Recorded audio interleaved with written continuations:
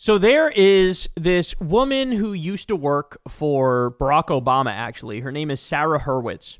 And we talked about her a little bit on our Friday show because she's having these moments where she keeps accidentally saying the quiet part loud and like just telling the truth when she probably shouldn't be in front of the cameras because it's a little too real.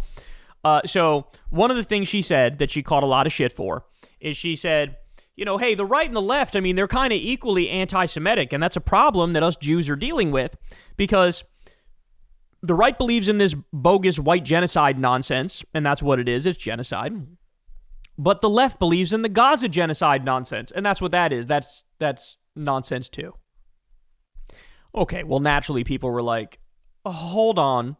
White genocide actually is fake. The Gaza genocide is real as a fucking heart attack.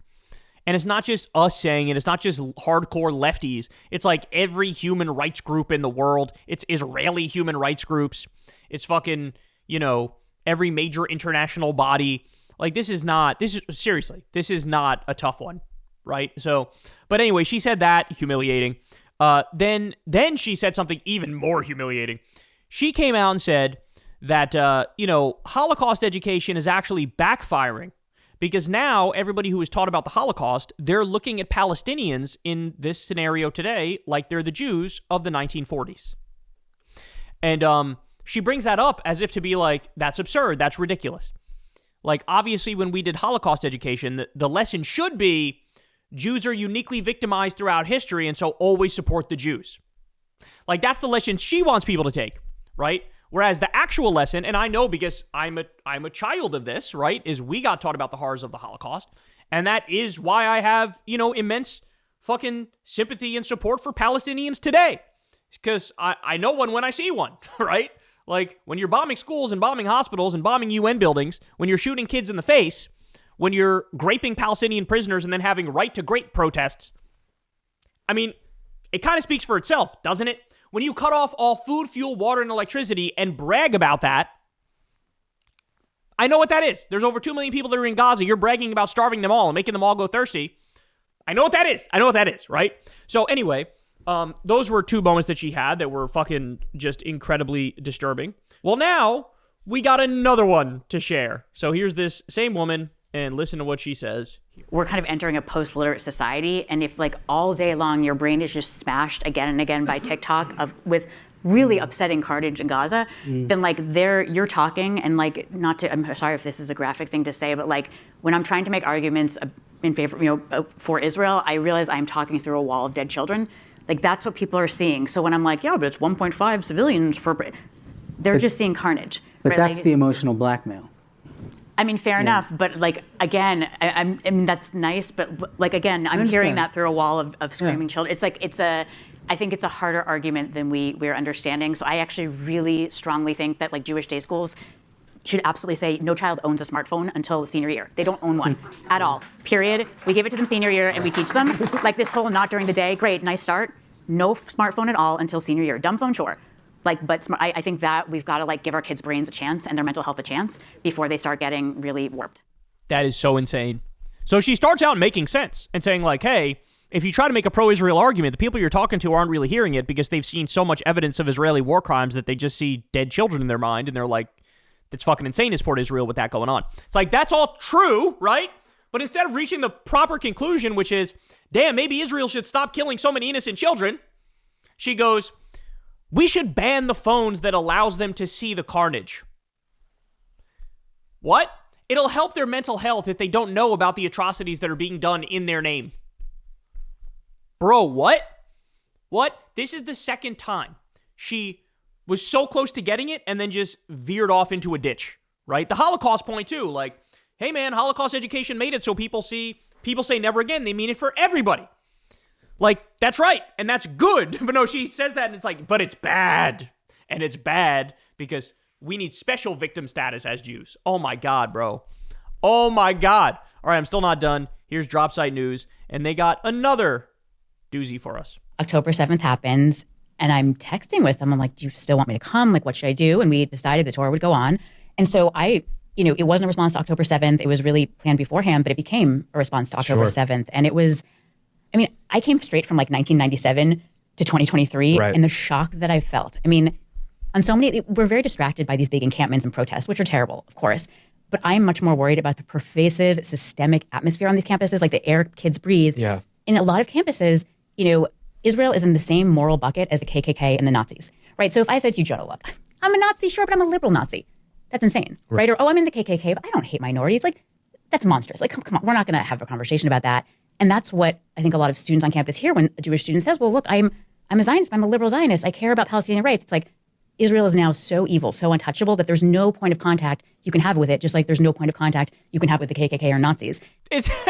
She's perfectly making the argument. She's like, this is how they feel. That's exactly right. But she's going to refuse to be like, they're just right. She's going to be like, no, here's why that's wrong. No, it's actually perfectly sound. Oh my God. Crystal said it herself first. She was like, so close to getting it, but so fucking far. And once you're in that level of rationality, there's no conversation to be had. No. You're the one in the deep levels of irrationality. This is perfectly rational. People are saying, no, it turns out when you allow one special ethno-state, in every other context, every liberal Zionist would say ethno-states are bad. They're bad. Ethno-states, by their very nature, are anti-democracy and anti-secularism. It's anti-enlightenment. That's what, by definition, that's what an ethno-state is. An ethno-state is, let's have a state based on one ethnic identity being supreme. That's what it is. That is anti-democratic, and that is anti-secular. Because in this case, it happens to be an ethnicity plus a religion, right? So why is it everybody gets that in every other context, but we're supposed to allow one special exception where it's like, no, this one ethno-state is good. Well, no, objectively, provably, it's not, because what happens in that ethno-state is vicious repression of the others, of Arabs, of Muslims, of Palestinians.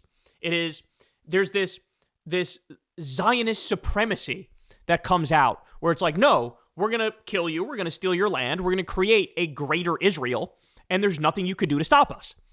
And like, yes, that is a monstrous supremacist ideology, which by its very nature, by definition, leads to countless atrocities being done. And they're not thought of as atrocities because the others are so below you and beneath you that they don't count, right? And it's like she's so close to getting it. She makes a great argument saying that this is what the students think, this is what the kids think, but then she acts like, and that's obviously irrational. No, it's not. It's actually perfectly rational. So many Jewish students told me they tried to meet with their classmates who were harassing them and like have a conversation, and they would be told, no, that would be normalizing Zionists. I just thought like the extremity of this, and it's so confusing for these poor college kids because their anti-Semitism education has been Holocaust education. Right. So they get to campus, they're like, well, there are no Nazis here, but I feel really unsafe, and so I'm going to gaslight myself and say, well, maybe it's anti-Zionism, not anti-Semitism, and I have to walk them through like, okay, if a classmate of yours, I was like, can I walk through your campus with a T-shirt that says I love Israel? And they're like, oh God, no. I'm like, okay. Yeah, well, by the same token, if you walked through if you walk through a campus and it wore a shirt that said, I love the Confederacy, yeah, there'd be a bit of a backlash, right? But that's good. That's good. I don't like supremacist fascist states. Like, yes, people should be against supremacist fascist states. A black student came to you and said, my campus is great for black students, but I can't wear my Black Lives Matter T-shirt. I get harassed. And the student's like, oh, that's racism. That's terrible. Great. Gay student says, my campus... No, but it's not... But, okay, no, the analogy where it would be anti-Semitism is if you wore a shirt that just said proud Jew, right? That doesn't mean anything about their position vis-a-vis Zionism, vis-a-vis Israel, right? So, like, if you wear that and you get harassed for that, yeah, that's anti-Semitism. But, like, that's not what we're talking about. You said Israel. See, she's doing the anti-Semitic thing of conflating Israel with all Jews.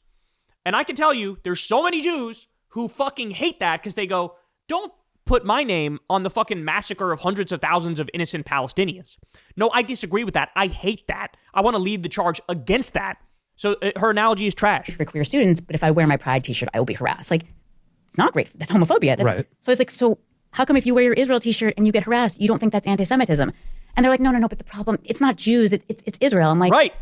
Okay, what if your Chinese-American classmate wore a T-shirt that says, I love China? Even if your classmates knew what a terrible human rights violator China is, I'm guessing they would think, well, okay, I'm sure she doesn't love the Chinese government. She's probably just passionate about her heritage, or maybe she's studying Chinese history or language. I think your classmates would give her the benefit of the doubt. Right. And that is not something that happens for Jewish students.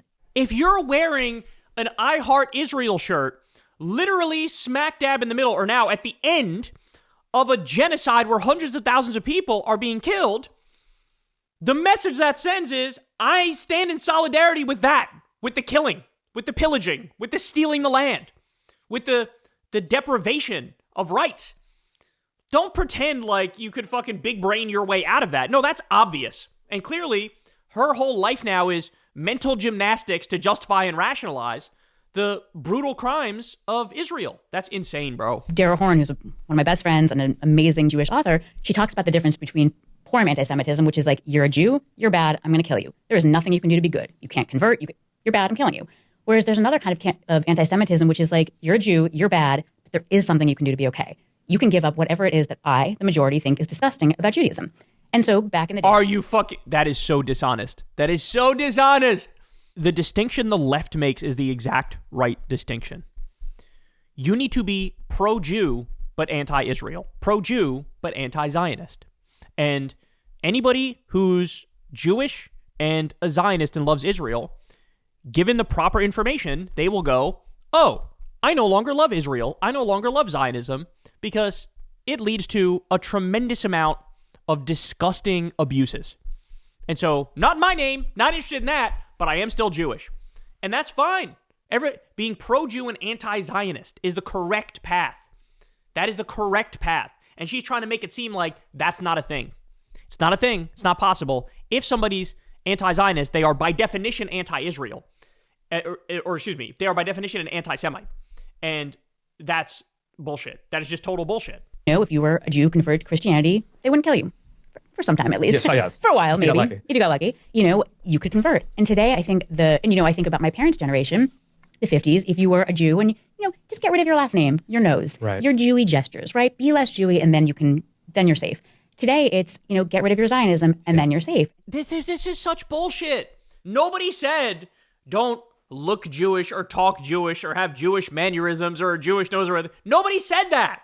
You're making that up. You see these poor kids who are like, you know, they're like, you know, my rabbi growing up told me Israel was great. And then I got to campus and I learned they were genocidal, colonial Nazis. I saw the light. I had an epiphany. And then I took anti-Zionism and anti-colonialism into my heart and now I'm saved. And their classmates are like, now you're saved. You're a Jew who's seen the light. And it's like... and it's like, that's great. That's good. Being against genocide is good. Being against wanton violence is good. Being against ethno-states that have an ethnic hierarchy is good, right? I can't deal with this. Anyway, I love this woman. She keeps saying the quiet part loud. She keeps accidentally telling the truth. She keeps like perfectly explaining the like brain disease that is Zionism, you know? I just can't with all this bullshit about like the whole thing. Oh, my feelings. Nobody gives a fuck about your feelings. Nobody. Look at what has happened to poor innocent Palestinians. Every single day, since the ceasefire, the fake peace deal, every day, Palestinians are being murdered by Israel.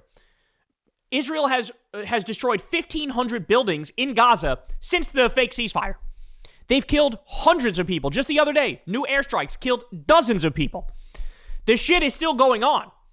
Yes, it is an attempt to ethnically cleanse the land, to steal it, to create a greater Israel, and I'm tired of pretending like that's not the case. Nobody should have to pretend like that's not the case. Because you have to care about the feelings of privileged women like her. Like, fuck you. Fuck your feelings. You need to grow the fuck up and be able to look beyond your shitty obsession with your own identity and look at the objective harms that are being committed in this world in the name of the state that you fucking love so much. The terror state, the fascist terror state that you fucking love so much. It's got nothing to do with Jewishness. It's got to do with Zionism and Israel. They're the problem. And if you can't wake up and you can't see that, you are also part of the fucking problem. Hey y'all, do me a favor and like and subscribe. It helps out big time in the algorithm. Click the bell as well for notifications when videos drop, and watch that video on screen right now. You know you want to.